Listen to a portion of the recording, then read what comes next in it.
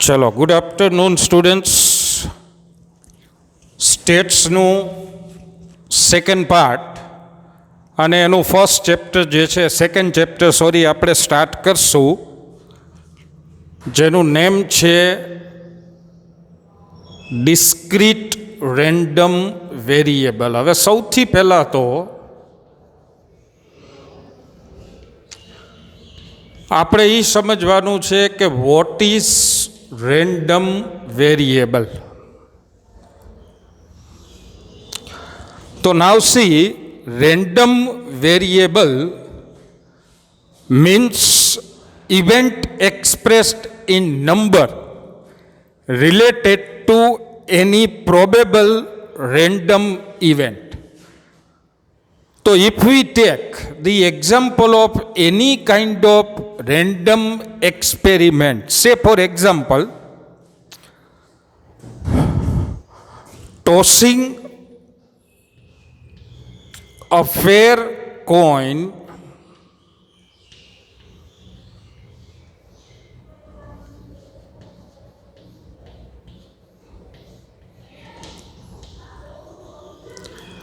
three times. Suppose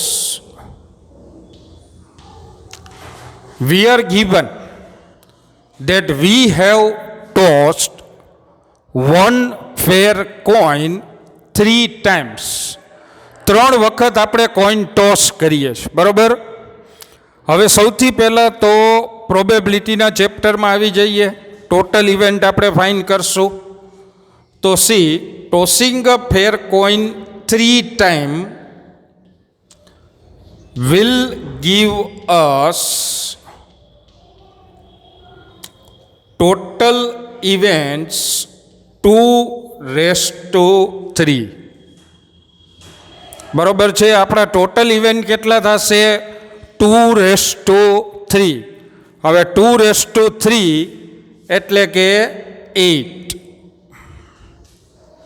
બરોબર છે. હવે આ 8 ઇવેન્ટને આપણે એક્સપ્રેસ કરશું, બરોબર છે. એનો મતલબ કે આપણે ટોટલ 8 ઇવેન્ટ લખીએ કે વિચ 8 ઇવેન્ટ્સ આર પોસિબલ. તો while tossing a fair coin, either we will get 3 head. બરોબર છે. કાં તો આપણને શું મળશે? 3 head. હવે બીજી પોસિબિલિટી શું છે? 2 head and 1 tail.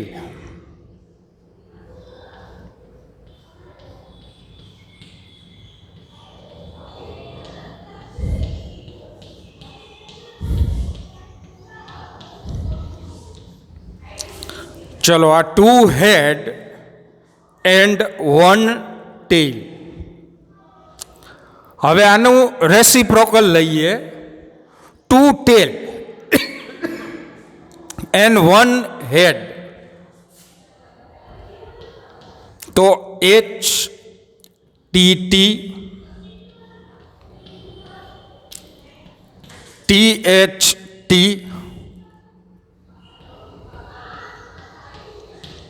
and TTH. બરોબર છે. આ થયા 2 tail and 1 head. Now all 3 tail.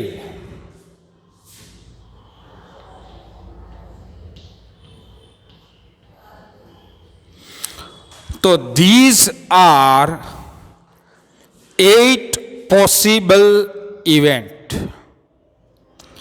બરોબર છે. હવે આપણે આવીએ આપણા ટોપિક ઉપર, what is random variable. Now C, if V express this total event in a number, અને સપોઝ આપણે નંબરમાં પ્રેઝન્ટ કરવી છે, તો આપણે આવી રીતે પ્રેઝન્ટ કરી શકીએ છીએ. Either we can say number of head, or we can say number of tails. બરોબર છે, નંબર ઓફ હેડ અને નંબર ઓફ ટેલ. હવે નંબર ઓફ હેડ અને number of tail is a random variable denoted by xi.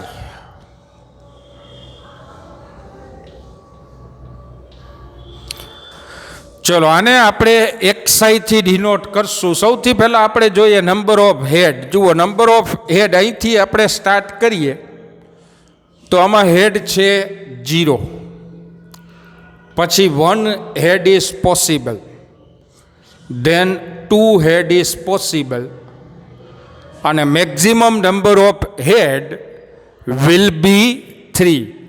3થી વધારે head possible નથી. બરોબર. હવે આની સાથે આપણે એની પ્રોબેબિલિટી અટેચ કરશું p of xi. See 0 head, તો 0 હેડ વાળી ઇવેન્ટ કેટલી છે? આ એક જ એવું છે કે જેમાં હેડ 0 છે. એનો મતલબ favourable event is 1, total event is 8. તો 1/8. હવે 1 હેડ, તો જુઓ આ 3 ઇવેન્ટ એવી છે કે જેમાં નંબર ઓફ હેડ કેટલા છે? 1 છે. બરોબર છે. તો 1 હેડ માટે પ્રોબેબિલિટી થશે 3/8. નાવ 2 હેડ, તો 2 હેડ માટે તો કે 1, 2, 3, તો આ 3/8. અને 3 હેડ, તો 3 હેડ માટે થશે 1/8. બરોબર છે. તો આવી રીતે આપણે રેન્ડમ વેરિયેબલની પ્રોબેબિલિટી ફાઇન્ડ કરી શકીએ. જુઓ, પ્રોબેબિલિટીનો એક રૂલ છે કે total of probability must be equal to 1.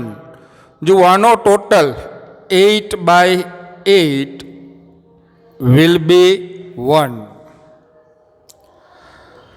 બરોબર છે. હવે આ જ ચેપ્ટરમાં આની સાથે આપણે શીખવાનું છે two find mean and variance of random variable. જુઓ, મીનને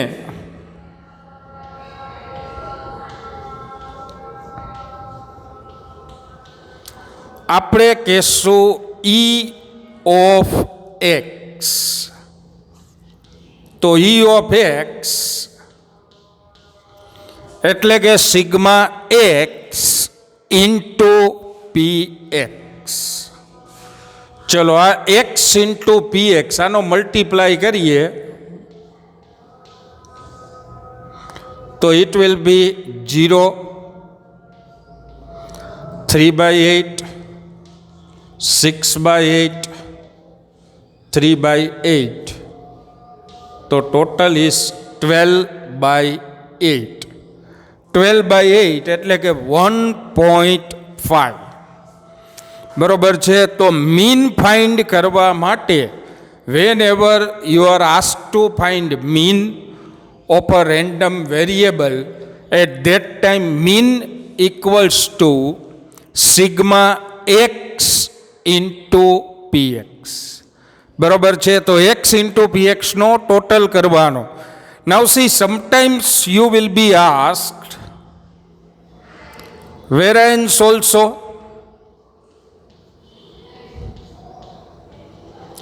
તો variance means v of x. v of x means what? E of x square into E of x the whole square. Now what is E of x square? So E of x square means x into px multiply by x. So આપણને મળશે x square into p of x. તો આ 0, 3/8,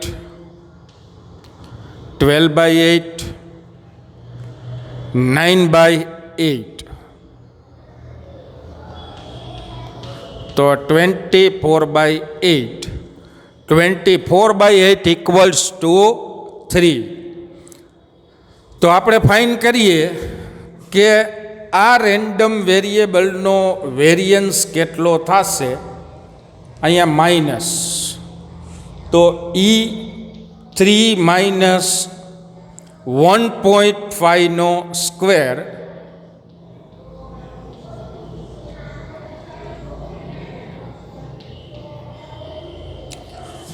તો it is 0.75.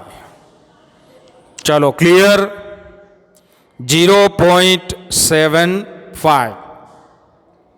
તો આવી રીતે જે છે એ કોઈ પણ રેન્ડમ એક્સપેરિમેન્ટને તમે કોઈ સંખ્યા એટેચ કરો, એની સાથે કોઈ રિયલ નંબર એટેચ કરો અને આ રિયલ નંબરની પ્રોબેબિલિટી ફાઇન્ડ કરીએ, બરાબર છે. તો this real number is called a random variable.